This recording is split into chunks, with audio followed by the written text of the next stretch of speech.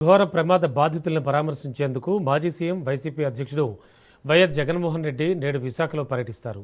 YS Jagan ఆసుపత్రులకు వెళ్లి క్షతగాత్రులకు అందుతున్న అత్యవసర చికిత్స వివరాలను వైద్యులను అడిగి తెలుసుకోనున్నారు. అలాగే తీవ్ర ఆవేదనలో ఉన్న కార్మికుల కుటుంబ సభ్యులకు ధైర్యం చెప్పి పార్టీ తరపున తాము పూర్తి అండగా ఉంటామని భరోసా ఇవ్వనున్నారు.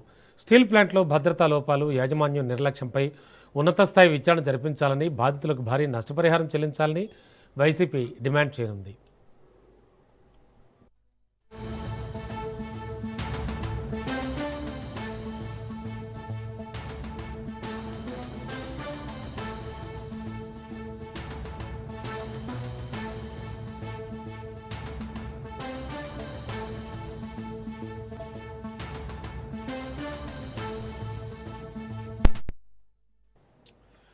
స్టీల్ ప్లాంట్ ఘోర ప్రమాద బాధితుల్ని పరామర్శించడానికి మాజీ సీఎం వైసీపీ అధ్యక్షుడు వైఎస్ జగన్మోహన్ రెడ్డి ఇవాళ విశాఖలో పర్యటిస్తారు. వైఎస్ జగన్ ఆసుపత్రులకు వెళ్లి క్షతగాత్రులకు అందుతున్న అత్యవసర చికిత్స వివరాలను వైద్యులను అడిగి తెలుసుకుంటారు. అలాగే తీవ్ర ఆవేదనలో ఉన్న కార్మికుల కుటుంబ సభ్యులకు ధైర్యం చెప్పి పార్టీ తరపున తాము పూర్తి అండగా ఉంటామని భరోసా ఇవ్వనున్నారు.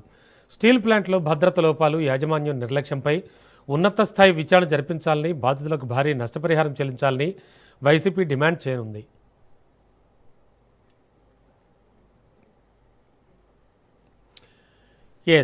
వైఎస్ జగన్ టూర్కు సంబంధించి మరింత అదనపు సమాచారం అందించడానికి మా కరెస్పాండెంట్ కిరణ్ మరిన్ని వివరాలు అందిస్తారు.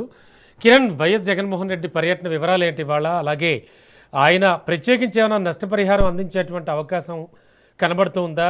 అలాగే ఆయన షెడ్యూల్ విశేషాలు ఏంటి?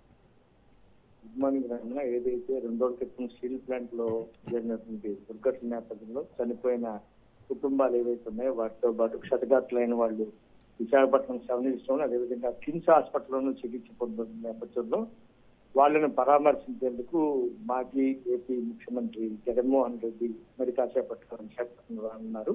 ఈరోజు ఉదయం 10:30కు గన్నవరం ఎయిర్పోర్ట్ కి చేరుకున్నటువంటి మాజీ ముఖ్యమంత్రి జగన్మోహన్ రెడ్డి 11:20 విశాఖపట్నం ఎయిర్పోర్ట్ చేరుకుని అక్కడి నుంచి 12:10కి సెవెన్ హిల్స్ హాస్పిటల్కి వెళ్ళి అక్కడ క్షతగాత్రులను పరామర్శిస్తారు. అనంతరం కూడా అక్కడ మీడియా సమావేశం కూడా నిర్వహించేందుకు సన్నాహాలు అయితే జరుగుతున్నట్టు తెలుస్తుంది.